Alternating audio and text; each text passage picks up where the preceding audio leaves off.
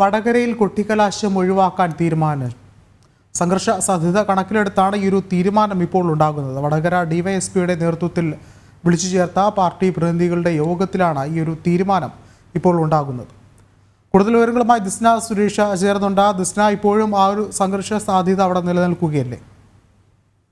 വിഷ്ണു, വടകര ടൗണിൽ ഇത്തവണ പ്രചാരണ സമാപനത്തോടനുബന്ധിച്ചിട്ടുള്ള കൊട്ടിക്കലാശം നടത്തേണ്ടതില്ല എന്നൊരു തീരുമാനത്തിലേക്കാണ് എത്തി നിൽക്കുന്നത്.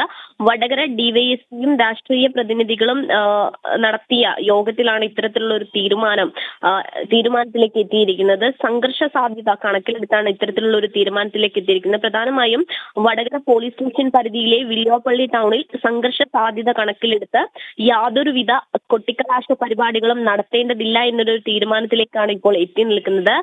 ആയഞ്ചേരി, തിരുവള്ളൂർ എന്നിവിടങ്ങളിൽ 3 മുന്നണികൾക്കും പ്രത്യേകം കോർണർ മീറ്റിംഗുകൾ സംഘടിപ്പിക്കുവാനുള്ള അവസരം ഒരുക്കി കൊടുത്തിട്ടുണ്ട്.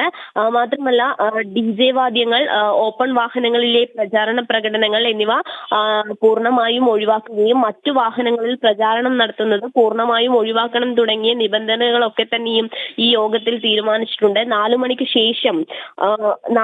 ശേഷം സ്ഥാനാർത്ഥി വാഹനം ഒഴികെയുള്ള വാഹനങ്ങളിലുള്ള പ്രചാരണങ്ങൾ പൂർണ്ണമായും അവസാനിപ്പിക്കണമെന്നുമാണ് യോഗ തീരുമാനത്തിൽ വ്യക്തമാക്കിയിരിക്കുന്നത്. കോർണർ മീറ്റിംഗുകൾ നടത്തുവാനാണ് പ്രധാനമായും തീരുമാനിച്ചിരിക്കുന്നത്.